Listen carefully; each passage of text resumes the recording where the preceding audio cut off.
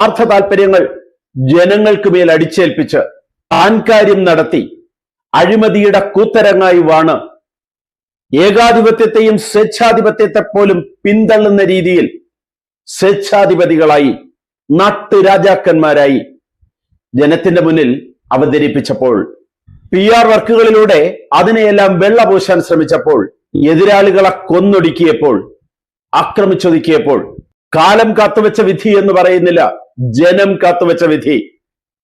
പുറത്തുപോ എന്ന് വിളിച്ചു പറഞ്ഞപ്പോൾ പുറത്തു പോകാൻ ജനം തള്ളി പുറത്താക്കി. ആ ഒരു വിധി ഇനിയെങ്കിലും തിരിച്ചറിയണം. കേരളത്തിലെ ജനങ്ങൾ അരിയാഹാരം കഴിക്കുന്നവരാണ്.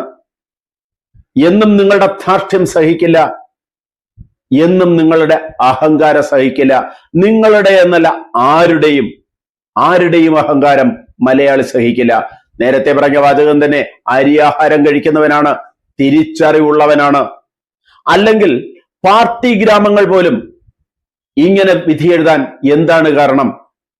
2 പ്രാവശ്യം തുടർഭരണം നൽകിയ പിണറായിക്ക് 6ാം റൗണ്ട് വരെ വിറങ്ങലിച്ചിരിക്കേണ്ടി വന്നതിന് കാരണം, കഴിഞ്ഞ പ്രാവശ്യം 50,000-ന് മുകളിൽ ഭൂരിപക്ഷം നേടിയ നേതാവ് 20,000-ന് താഴെ എത്തുന്നതിന് കാരണം, ഇതിനേക്കാൾ പരാജയമായിരുന്നു ഭേദം.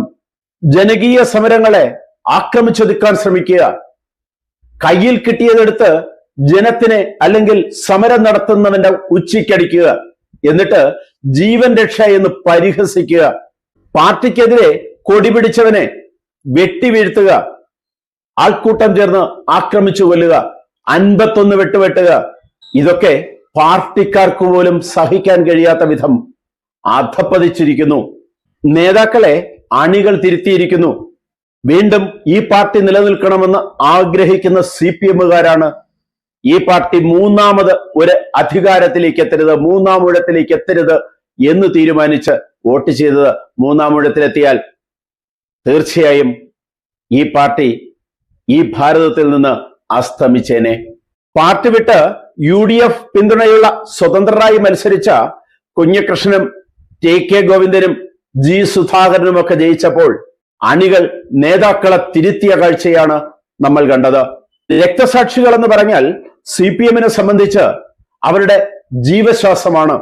ആ രക്തസാക്ഷി ഫ്രണ്ടിൽ നിന്ന് പോലും വെട്ടിച്ചു എന്ന കഥ പറഞ്ഞപ്പോൾ, അല്ലെങ്കിൽ അത് തുറന്നു പറഞ്ഞപ്പോൾ അനഭിമതനായി മാറി കുഞ്ഞികൃഷ്ണൻ. കണക്കുകൾ നിരത്തി കുഞ്ഞികൃഷ്ണൻ തന്റെ വാദങ്ങളെല്ലാം സ്ഥാപിച്ചപ്പോൾ രക്തസാക്ഷി ഫണ്ടിൽ നിന്ന് പോലും കൈയിട്ട് വാരിയവരെ വേണ്ട എന്ന് തന്നെ